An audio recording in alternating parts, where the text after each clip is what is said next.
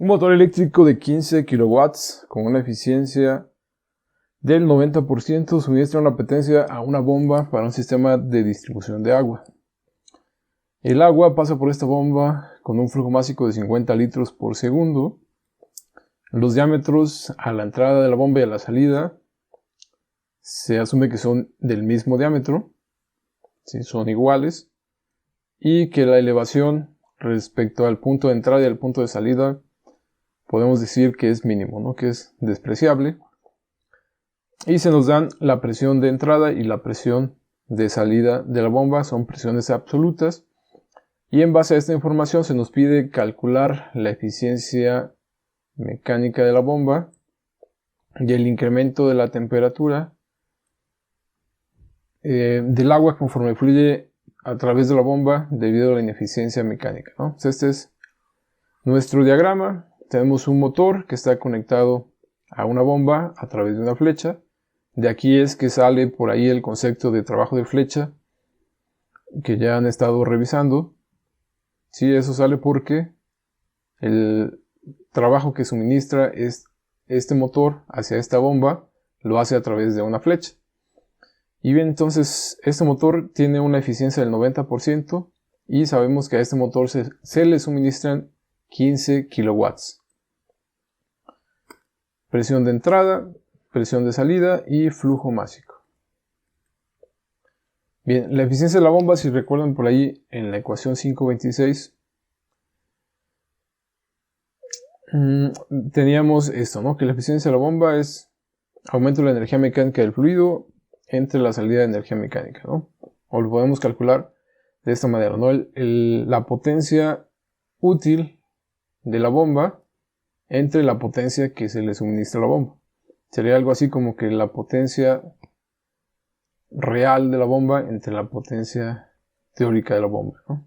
Entonces aquí la potencia útil entre la potencia suministrada, ¿no? No sabemos cuál es la potencia de la bomba, ni tampoco sabemos cuál es su potencia útil en este momento, ¿no? Lo podemos conocer más adelante. Pero tenemos esto de el trabajo de la flecha a la entrada de la bomba. Este trabajo de flecha a la entrada de la bomba, en este caso como tenemos este motor y conocemos la eficiencia de este motor, quiere decir que si este motor tuviera una eficiencia del 100%, estos 15 kilowatts estarían pasando directamente del motor a la flecha. Pero como no es al 100% la eficiencia, de estos 15 kilowatts, únicamente el 90% se transforma en energía mecánica, ¿no? El otro 10% es energía térmica que se pierde a través de la carcasa del motor. Entonces, de estos 15 kilowatts que tenemos aquí, el trabajo o más bien la potencia de la bomba a la entrada en la flecha es el 90% de estos 15, ¿no? Que es esto que tenemos aquí, ¿sí? 13.5 kilowatts.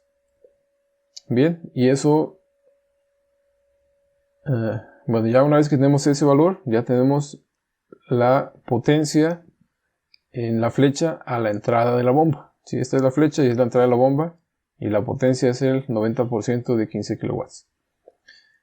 Bien, con este dato, ya podríamos calcular la eficiencia de la bomba si conociéramos esta razón del incremento de la energía mecánica en el fluido, del incremento o la disminución, ¿no? No lo sabemos, habría que determinar si ese incremento disminuye.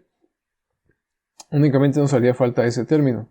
Y ese término, ¿cómo lo calculamos? Aquí nos dice de la energía mecánica del fluido. Bien, entonces para ello habíamos estado estableciendo que la energía de un fluido la podíamos determinar, más bien esa suma de energías en un punto de un sistema de tuberías, y si la comparábamos con otro, nos tendría que dar la equivalencia en la suma de las diferentes energías, ¿no? De la energía de presión, de la energía cinética y de la energía potencial. ¿Sí? Entonces, si medimos esa energía en un punto, la podemos igualar con la energía en otro punto, con las características que aplican para la ecuación de Bernoulli. Bien, aquí la estamos afectando por este gasto másico porque nos interesa la razón de energía que se está suministrando en un punto y que se está teniendo en otro punto, ¿no?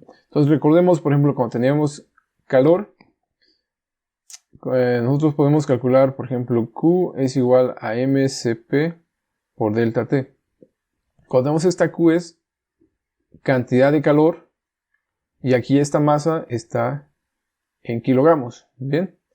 Pero cuando nosotros nos interesa, por ejemplo, la razón de transferencia de calor, le ponemos ese puntito arriba a la Q y aquí utilizamos el gasto másico, ¿no? Estos términos siguen siendo los mismos. Entonces la diferencia aquí es cantidad de calor y nos va a dar, por ejemplo, en joules, ¿sí? Y aquí esto está en kilogramos y este gasto másico está en kilogramos por segundo, ¿sí? Entonces el resultado aquí es joules sobre segundo. Entonces esta es la diferencia cuando hablamos entre cantidad de calor y razón de transferencia de calor. Entonces a lo que voy, aquí nos interesa hablar de una razón del incremento de la energía mecánica. Y bueno, aquí la vamos a expresar en función de la razón de cambio de esta energía en el fluido, que es lo que se nos pide. Entonces por eso aquí vamos a afectar por el gasto másico. Bien, entonces tomando en cuenta esto, dijimos en el enunciado que la altura se podía considerar que no había diferencia en altura, entonces estos términos se hacen cero. Y si el diámetro a la entrada y el diámetro a la salida es el mismo, la velocidad a la entrada y la velocidad a la salida, pues se va a hacer cero porque esto debería tomar el mismo valor. Entonces nos quedan únicamente estos términos. Y como nos interesa la diferencia, o más bien calcular el incremento o la disminución de la razón de la energía mecánica, pues habría que calcular esta razón a la salida y restarle la razón de energía mecánica que tenemos a la entrada. Entonces para ello, esto sería la razón de energía mecánica a la entrada y esta sería la razón de energía mecánica a la salida. Bien, entonces si restamos salida, que es esto de acá, y le restamos la entrada, que es esto de acá. Y aquí la densidad es la misma y el gasto másico podemos asumir que es el mismo tanto a la entrada como a la salida, ¿no? Entonces ese se mantiene, no hay cambio. Podemos asumir que la densidad es constante, entonces gasto másico a la entrada y a la salida va a ser el mismo. Lo podemos resumir simplemente como gasto másico y agrupamos presión 2 menos presión 1 entre densidad. De esta manera, si calculamos, obtenemos que la razón del incremento o disminución, bueno, en este caso es de la disminución de la energía mecánica, nos da de 10 kilowatts, ¿sí?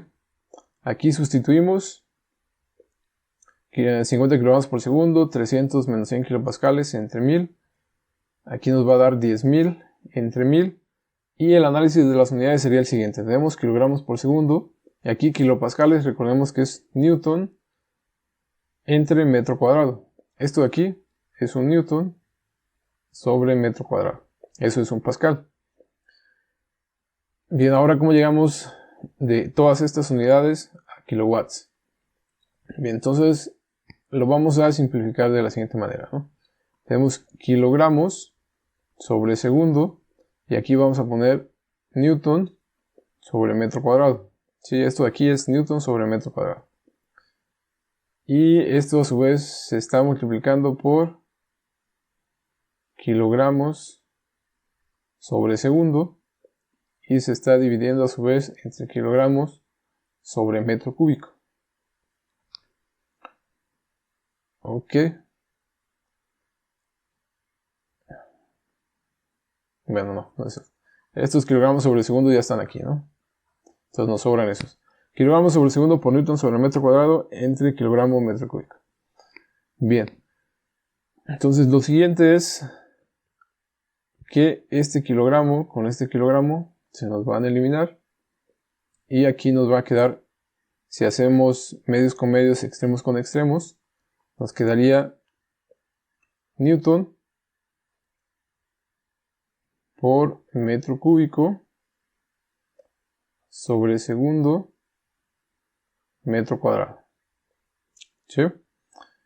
Ok, ahora si analizamos este metro cúbico con este metro cuadrado, nos quedaría Newton por metro sobre segundo. Y recordemos que un Newton por metro es igual a un Joule, y eso entre segundos obtendríamos las unidades de watts, ¿no? Entonces aquí, como son kilopascales, esto aquí serían kilonewtons. Aquí tendríamos kilojoules.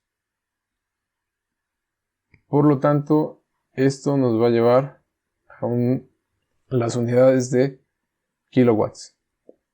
Bien, entonces ya tenemos que esa razón de cambio de la energía mecánica ocasionada en el fluido, provocada en el fluido, es de 10 kilowatts.